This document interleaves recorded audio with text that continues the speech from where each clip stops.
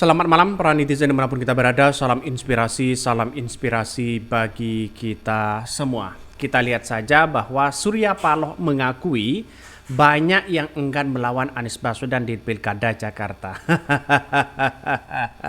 Siapa mereka begitu kan ya? Karena begini, kemarin ada beberapa survei yang kemudian merilis begitu kan, antara Ahok, terus kemudian Ridwan Kamil, Anies Baswedan begitu. Terus Kaisang, ada nama Sohibul Iman dan sebagainya. Rata-rata mayoritas masyarakat DKI Jakarta itu memilih Anies Baswedan. Bahkan Anies Baswedan surveinya itu paling tinggi begitu kan. Artinya secara tidak langsung ya banyak penjagalan-penjagalan kepada Anies Baswedan, terutama ya dalam berkoalisi. Salah satunya partai PKS yang ditawari ini, ditawari itu dan sebagainya. Satu. Yang kedua adalah masalah lembaga survei. Lembaga survei hari ini banyak yang menyatakan bahwa Anies Baswedan ya kepuasan kinerja dari 2017 ya sampai kemarin itu sangat luar biasa, dan ini menunjukkan bahwa masyarakat DKI Jakarta masih kental untuk memilih Anies Baswedan. Bayangkan sekelas Pak Surya Paloh saja mengatakan wah ini banyak yang enggan melawan Anies Baswedan di Pilkada Jakarta katanya. Wah, siapa mereka begitu kan ya? Artinya apa? Artinya pertarungan Anies Baswedan hari ini ya diibaratkan pertarungan di tahun 2029 nanti. Bagaimana Anies Baswedan kalau masuk ya mencalonkan diri sebagai calon presiden? Ya sekelas AHY, terus kemudian sekelas Kaisang, sekelas Ridwan Kamil, minggirlah. Ini menjadi potensi kemenangan bagi Anies Baswedan saat ini begitu. Makanya Partai Nasdem saya yakin akan mengusung Anies Baswedan. Tidak ingin kehilangan dari pendukung-pendukung Anies Baswedan di situ begitu. Bisa saja Partai Nasdem ini menjadi kekuatan dan bahkan menguasai parlemen di tahun 2029. Artinya secara logika efek dari Anies Baswedan sangat luar biasa. Mari kita baca ya. Ada yang menyatakan semoga Bapak Anies Baswedan dalam selalu lindungan ya dan bimbingan Allah SWT. Amin.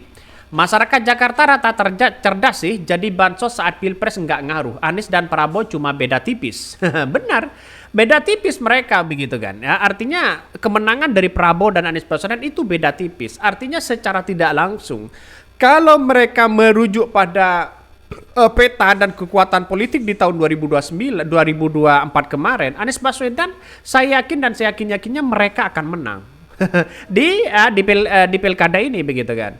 Makanya saya sampai hari ini masih melihat ya sebagai pengamat media sosial, kekuatan dari Anies Baswedan itu sangat luar biasa. Surveinya saja sudah 40%. Ini surveinya loh. Ini belum deklarasi bersama. Ya bisa saja PDIP, PKS, Nasdem, terus kemudian PKB. Bukan tidak mungkin mereka akan berkoalisi bersama dan mendeklarasikan bersama untuk mengusung Anies Baswedan. Bukan tidak mungkin dalam dunia politik. Artinya apa? Artinya kekuatan di situ akan menjadi puncak kemenangan Anies Baswedan sudah di depan mata. Jadi artinya apa? Artinya ini sangat luar biasa begitu kan ya. Bahkan ada yang mengatakan sudahlah Bang Surya, dukunglah Kaisang agar partaimu aman. SIL dananya mengalir sampai jauh. Apa ini komentar-komentar dari netizen? Artinya sampai saat ini Pak Surya Paloh walaupun digertak oleh seorang Jokowi, mereka tidak akan mundur begitu kan. Artinya apa? Artinya ya Pak Surya Paloh berteman baik dengan seorang Prabowo, dengan Anies Baswedan. Saya kira ini yang kemudian bukan tidak mungkin kekuatan ya Pak Surya Paloh akan mengajak seorang koalisi dari Prabowo untuk sama-sama mendukung Anies Baswedan sebagai bentuk kekuatan juga di situ begitu. Ini saya amati betul bahwa politik yang ada di Indonesia saat ini, terutama di Jakarta, itu masih dalam pembicaraan hangat. Anies Baswedan, ya satu sisi ini kan pembicaraan dari PKB sudah pasti didukung ya atau diusung. Dari partai PKS sudah pasti mereka. Tapi kita tunggu saja dari partai Nasdem dan partai PKS ya, apakah mereka mau. Bahkan ya Pak Surya Paloh sudah mengungkapkan kepada publik bahwa Surya Paloh akui banyak yang enggan melawan Anies Baswedan di Pilkada DKI Jakarta. Karena apa? Karena mereka ya satu sisi Anies Baswedan surveinya sangat tinggi. Ketua Umum Partai Nasdem Surya Paloh ya bakal melihat situasi politik dalam beberapa waktu ke depan untuk memutuskan apakah Anies Baswedan akan masuk dalam pembahasan kepada Nasdem, kepada Partai Nasdem atau tidak. Bahkan petinggi partai itu mengaku baru sekitar 2 hari yang lalu berkomunikasi dengan mantan gubernur di Jakarta tersebut. Namun sejauh ini belum ada keputusan terkait dengan dukungan terhadap Anies sebagai calon gubernur. Bahkan sejauh ini menurut Surya Paloh pihaknya lain pun sudah enggan untuk menghadapi sosok tersebut, yaitu adalah Anies Baswedan. Kenapa mengatakan seperti itu? Karena Anies Baswedan itu lengkap katanya begitu kan. Ya, Pak Surya Paloh menceritakan ini semua begitu kan. Bahkan di tahun 2017 Partai Nasdem tidak memilih Anies Baswedan. Dan kelihatannya sekarang yang memilih Anies Baswedan karena satu yang dilirik oleh Pak Surya Paloh. Satu, representasi mereka Anies Baswedan sangat luar biasa. Ya, bisa perubahan dan sebagainya. Yang kedua adalah masalah kinerja. Yang ketiga adalah masalah prestasi mereka. Itu sudah banyak yang didapatkan Anies Baswedan. Artinya secara logika, ya kemampuan Anies Baswedan untuk mengelola daerah itu sangat luar biasa. Karena sudah punya sudah punya pengalaman begitu kan. Warga DKI Jakarta itu adalah rasional untuk memilih pemimpin.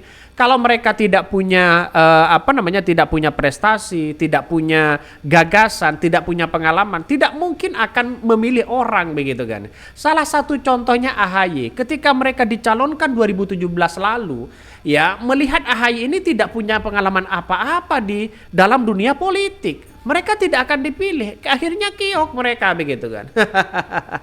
Akhirnya keok di situ begitu. Malah Ahok maju, malah keok juga.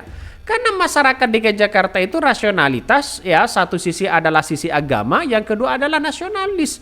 Mereka akan memandang orang-orang yang kemudian percaya pengalaman, disitulah yang sebagai landasan untuk memilih begitu kan.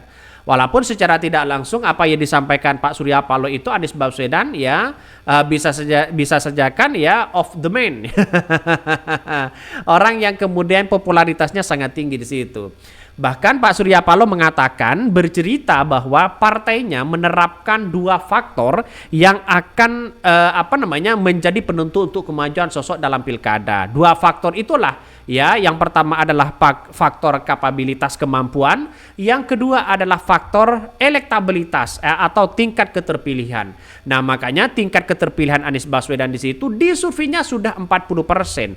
Bagaimana jadinya kalau Anies Baswedan dideklarasikan 4 partai sekaligus? Mereka akan punya kekuatan. Bisa saja diprediksi ya, menurut saya 60% di situ kemenangannya. Artinya 60% itu sudah menang telak, baik 2 calon, 3 calon dan sebagainya begitu. Makanya ini yang kemudian Anies Baswedan kenapa Partai Nasdem masih mempertahankan elektabilitas dan popularitas? Karena pemilih yang ada di Jakarta di situ adalah masih melihat situasi Anies Baswedan. Ya lihat saja Partai Nasdem naik, PKB naik kursi DPR-nya, apalagi ya PKS sebagai partai pemenang di Pilkada DKI Jakarta. Dia kursi DPR di DKI Jakarta. Ini sangat menjadi potensi loh begitu kan. Maka sekarang ini saya yakin dari beberapa partai ini tidak murni begitu kan untuk mengusung pertarungan di politik DKI Jakarta. Karena pertarungan yang dilihat itu adalah pertarungan di 2029. Bisa saja AHY dimasukkan atau dimajukan di gubernur DKI Jakarta lagi. Kalaupun banyak orang yang menerima. Bisa saja AHY Kaisang, silahkan begitu kan. 2 tokoh ini atau 2 orang ini kan masih belum berpengalaman dalam dunia politik. Ya untunglah menjadi menteri hari ini ya, walaupun setidaknya pengalaman ini itu aja mungkin ya selama 4 bulan 5 bulan lah. Mungkin itu yang kami sampaikan ya, tonton terus channel Hodari Podcast Rakyat ini.